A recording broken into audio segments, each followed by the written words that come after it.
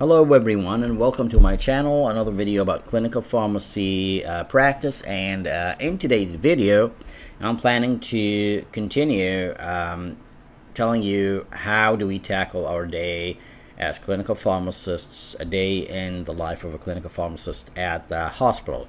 So for those of you who haven't watched part 1 yet, I advise you to go and watch part 1 first, because this is a continuation video. And today I'm going to talk about part 2. So in order not to feel lost, watch part 1 first and then come back and watch part 2. And for those of you who don't know this channel is all about clinical pharmacy practice in North America and anywhere in the world. I'm going to teach you how to become a clinical pharmacist and how to advance your career just by watching my videos, which are all free. Or if you want to join my course, I have a complete comprehensive clinical pharmacy course available that you can take at your own pace. It's an online course. So yeah, and let's get started with today's video. So yeah, if you're new here, make sure to subscribe and activate the bell so that you get notified of my future videos. So in the last video I talked to you about how do we start our day in the hospital as clinical pharmacists, and I talked about all this paperwork that prints out in the morning and you have to go through at first, depending on where you work and depending on the complexity of the area you work at. I usually work in general medicine or internal medicine areas, so it's very complex, but it's not as complex as intensive care units or cardiac care units. So basically I have some time in the morning to go through the paperwork before I run to the wards and start working up my patients. Now after we're done with the paperwork, I go to the ward and I kind of decide which floor I want to start with. You can always start with the first floor and go up, or start with the last floor, say the 5th, and go down, depending on, again, how many problems do you have or have you identified on each and every one of those wards, and also depending on the complexity of the ward. Let's say the first floor is just a general medicine floor, or a chronic diseases floor, or what we call the path unit. It's basically patients who are waiting to get transferred to long-term care, so they are pretty stable. So in this case, I'm not going to start my day with stable patients. I need to help the acute patients first before I get to the stable patients, right? And in this case, I would start my day with maybe a top floor, a 5th floor, if that's an acute care floor. And after I finish the 5th floor, I go down to the 4th, and then the 3rd and 2nd, and then finally the 1st. But this is an ideal situation. However, you find out that you start on a floor, but then you get calls from doctors or from nurses asking you for consultations on patients on different floors. So you'd be on the 5th floor and get a consultation on the 3rd floor that is urgent or need to happen now. Or you get a consultation on the 2nd floor, so you have to jump to the 2nd floor and then finish the consultation, and then go back to the 5th floor, finish what you were doing, and then go down to the 4th, and so on. So this is basically what happens in real life. Real life is not very ideal. Okay. So let's say I went to the 5th floor first. It's an acute care internal medicine floor. I have 30 patients. I have already identified 2 or 3 of them that require dose adjustments or some consultations to optimize their therapy. What I would do next is to look at the chart and look at the consultation notes that happened so far.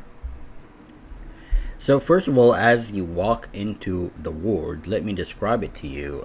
You will see, first of all, you'll see a nursing station. That's probably the first thing you're gonna see as you walk into the ward. And a nursing station is just a station where there is a unit clerk sitting on a computer. She is the one who enters into the computer any orders ordered in on the unit by doctors, pharmacists, nurses, anyone. anyone ordering anything on the unit goes to the unit clerk, and she has to input that order into the computer so that the orders get processed by the designated area. So let's say I ordered some labs. She will input the lab order, and it goes to the laboratory, and laboratory has a certain time according to the time I mentioned on my order. They will go to the ward and draw blood and take the sample and go. So that's the unit clerk, and then you'll see a lot of nurses running around. They're usually running around. They're too busy. Each nurse has at least 5 patients. So imagine having to do everything for 5 patients, including medications, changing them, bathing them, doing everything for them, mobilizing them. Yeah, it's crazy. So nurses are usually busy. They're running around, but they have time to talk to you if you need something. And then you'll see lots and lots of rooms. Each room is divided into either 1 bed, 2 beds, or 3 or 4 beds. Usually it's not more than 4 beds in a room. And the reason they do that, some of them are isolated, some of them are not isolated. The reason they do that is because patients may have certain needs. It's not because if a patient requested a private room, we'll give them a private room. No. It's sometimes a patient is actually dying. So you don't want to put a dying patient with 3 other patients. That's just not very ideal, right? So you take that patient, put them in a private room. Maybe the family wants to see the patient, and also for privacy. Sometimes we have patients with serious infections such as tuberculosis or something similar, and we have to put them in isolation. So those are the isolated rooms. You can't put other patients with them. That's not right. So yeah. And then for patients with similar complexities, we can put them together.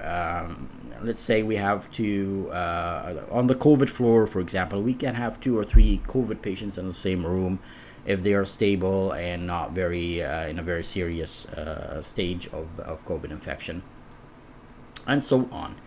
And then you'll see part of the nursing station will have charts if your hospital works with paper charts, which is a binder basically has lots of sections in it, and I'm going to describe them now. If your hospital doesn't have chart or charting system that is paper based, you will have everything on the computer, which would be even better. Because with the computerized systems, you get to access all consultation notes and everything happening in the hospital on the computer, so you don't need to carry a chart and walk around and read through handwritings and trying to decipher what's written and all that.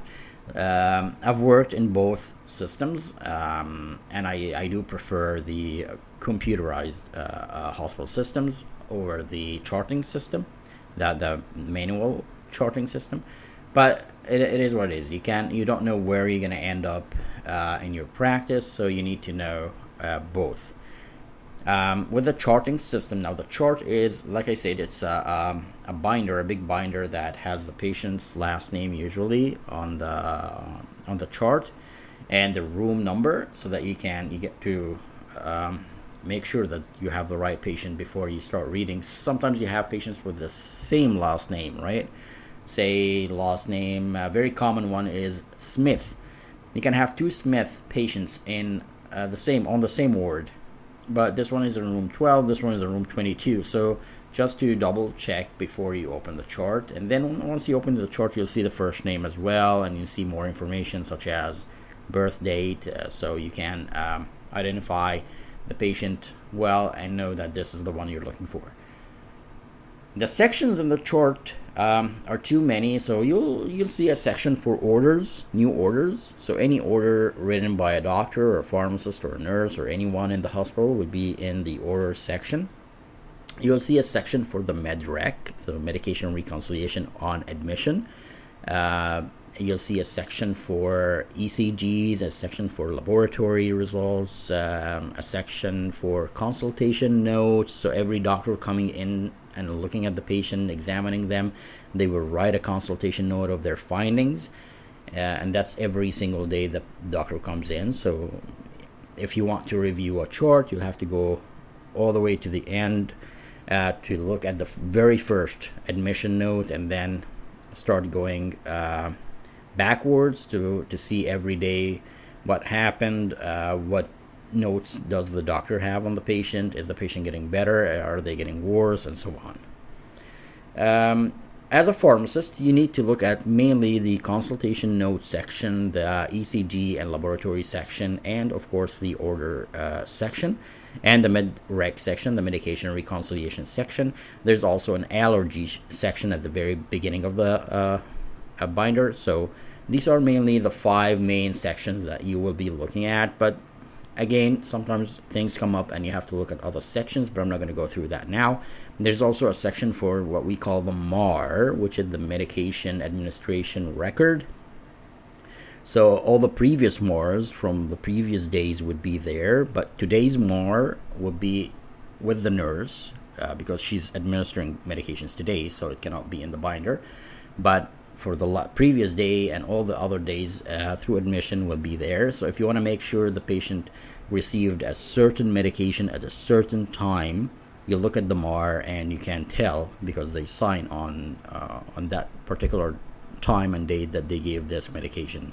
If there's no signature, you can tell that the patient didn't receive the medication, right?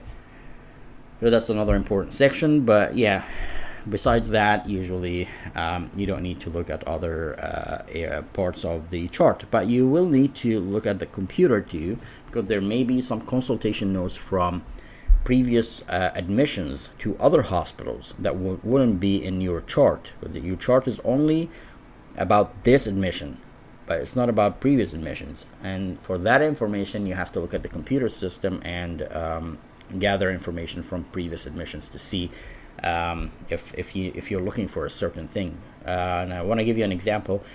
Say a patient is admitted for COPD exacerbation today, and you want to see how many times did he get COPD exacerbations this year. And you look at previous admissions, you see that the patient got admitted maybe 3 or 4 times for the same reason through the year.